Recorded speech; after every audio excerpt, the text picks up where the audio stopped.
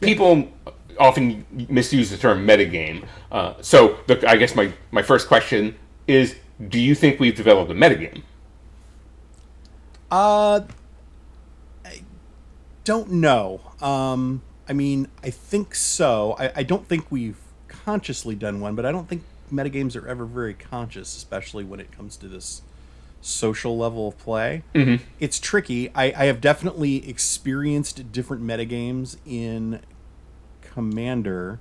Certainly, when I would come down and play in Florida at Mm-hmm. local store, compared to what I was playing, say, in the evenings on the Pro Tour, I felt that the metagame was very different. Mm-hmm. Certainly, when I go to the command zone at the larger conventions, the metagame is extremely different Mm-hmm. because it's so varied.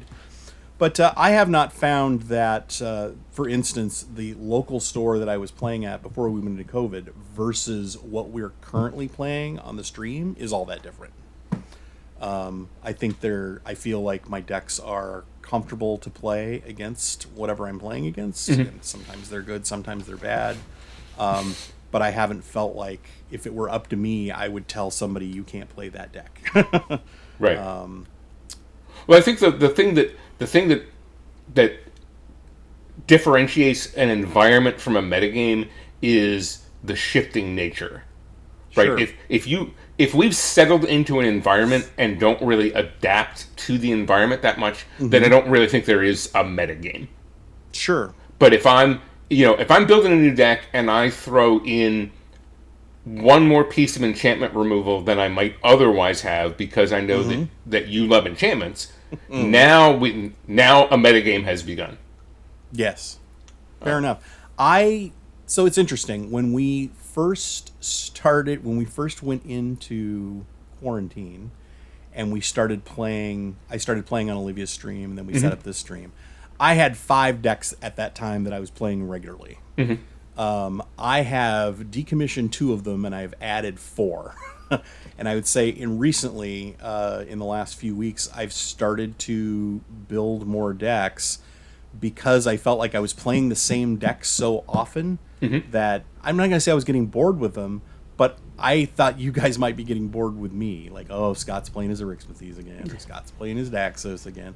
And I wanted to play, and then, like some of the decks just don't play well, and that I have, at least one, doesn't play very well in an online environment like this. There's too much digging into other people's decks, and Right. that's not something I want to do. But I wanted to try a few things out. I wanted to mix it up. I mean, you play every week, and you have so many decks literally built, not just designed, but built. Yeah. That you could go half a year without repeating if you play twice a week. Yeah. No, I have 55 built now. So Right, I can't, and if I'm on streams 3 days a week playing 2 decks a week, I'm going to repeat, in a week. So I wanted to have some more options. I'm still working on other decks. I build one deck and it leads to, and as I'm looking for cards for it, I see a card and go, ooh, I'm gonna park that one off the side. That might be cool in something else. So I've decided to build more decks just because I wanted to have some different games than, for me personally, than I've been having. Like some of these older decks you have, they're very much an autopilot. I put the lands out. I know which creatures are going to come out. This creature comes out, therefore I need to do this. This creature needs it. There it comes out, therefore I need to do this. So I wanted something that would kind of test my brain and keep me sharp, and have to think a little more about how I'm going to play it out. well, the question becomes here: Yeah. what's your thought process when you're building a new deck? Is how much of a consideration is that you're playing with me, Toby, and Gavin regularly thrown into your build choices? 0. Okay, Absolutely 0. because we're terrible players. It's not because you're terrible players. I don't think you guys play any particular style more than another. I mean, Toby's decks are all over the place. Hell, Gavin's decks are all over the place. I've played against all your decks, and I don't Right. feel like there's any. I don't think there's any one card I could put into any deck that I go, this is the card I have in here because Sheldon's playing. Because your decks are pretty varied, and that's something I'm also trying to do as well. Is within certain contexts vary up the styles of play. My decks have for a long time tended to be very, set up a defense so I can grind out a contraption thing I'm trying to do, and I wanted to do something a little different with some new decks, which I think I've done in some cases. In some cases, I've done more of the same. But I wanted to have a few different play styles so that if I were in a particularly aggressive mood one day, I can play a particularly aggressive deck. And if I kind of want to, sit back and do my tinkering, I can. Plus, it keeps me sharp. If you just are constantly playing the exact same style all the time, then I think you can get a little lazy in your play. And so I wanted to do something, make some decks that were a little different. And luckily, some new legends came along. At least one new legend came along. Of the 4 new decks I've built, one of them is very new legend. The others are a little older, but they led to sparked some ideas and led me down some interesting paths. And that's what I'm trying to do. I'm trying not to build the same deck I've built before with just a different commander and in different colors. Yep. I want to build something that's different enough from what I have in my other decks that it provides a little palate cleanser, every time I pick it up. I want to have a different taste in my mouth with it than the last thing I played. So give us a nickel version of your. You said 4 new ones, like real quick. 4 new ones. Yeah. What's the elevator pitch on each of them?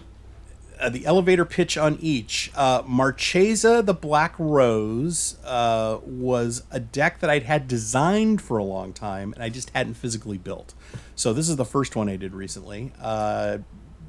Inspirations from our friend Keith Bogart down in Tampa, who had built a version when we were still going to Armada, and I played against it, and I went, that is an interesting deck idea, but I can do it better. And finally put it together in paper. I actually did the budget version when we did our, 10 ticket. 10 ticks, yeah. Our 10 ticket, and then I finished up with the real version. I've been playing that off and on. Got the Alenda the Dusk Rose, also a deck I wanted to build for a long time, but couldn't because, Commander Death Triggers didn't work the way they needed to. But we finally did that, and then we had a week where we said, let's build a deck where it matters, and I knew exactly that's what I was going to build, being a loyal Orzhov and a guy who likes vampires as a creature theme. I knew that was where I'd go. Before anybody has the conspiracy theory that the reason Commander Death Triggers changed is because Scott wanted to play Alenda the Dusk Rose. No, absolutely not. Absolutely not. The 2 I built recently that you've played against both of them now, I know. One of them is Shu Yun, the Silent Tempest. When I was working on C19, I was on the design team. We were looking at I don't remember how it happened, but a bunch of us had designed creatures with creature type monk coincidentally, and we started talking about, maybe one of these decks could have a monk sub theme. And so I did a lot of research on what we already had and a lot of creative research on the other side to see what we could do. We didn't really end up going too deep into that, but it always got me thinking, I'd really like to build a monk tribal deck someday. And I was sitting here looking for new decks to build and decided, I wonder if I can do it now. I wasn't sure I could. I'd looked at it before, but I thought, I've noticed that we're kind of printing monks in every not every block, but there's one-off monks that are coming out in all these sets over the last few years. Is it going to possibly do it? And so I took a look and I went, wow, there are more than I want to put into a deck. So that sounds to me like I can build it. So I built Shu Yun. I wasn't sure that would be the commander, but after kind of spreading out the options, I liked this one. It's a little linear. I mean, it kind of wants to do its thing, but it can go wide too. It can just put out a bunch of monks and have fun with prowess and do things like that. The last deck I built was one. It is Zurzoth the Chaos Rider. Talk about linear. This deck is very linear. It is not. I wouldn't call it devil tribal, but it has a lot of devils in it. And if you look at what Zurzoth does, you'll know why. This deck is very different from anything I've ever built. It might be. It's a little combo-y, but it's not combo-y. It's not a one-card combo. It's just that whenever you play a monocolored deck, you're going to find a lot of synergy between cards. Sure. You choose you want to do something because, that's what colors do. So, and red, not my favorite color to play. It's, not in my top 3, but it's probably my fourth favorite color to play. And I've been wanting to build a monocolor deck for a while, and this one just kind of came along. Also, the devil token mechanic of you get a 1/1 devil, and when it dies, somebody takes a damage, is something I've wanted to play around with for a long time. There clearly weren't enough cards to do it. This guy lets you do it because this guy can make a lot of them. Yeah. And really quickly. Yeah, turning all your devils into a Mog Fanatic is pretty good. I mean, we played the other night with you, me, and with the game that Rachel Weeks was in, and Yep. I had 15 of these devils out by turn 5, 6, 5 or 6. Yeah,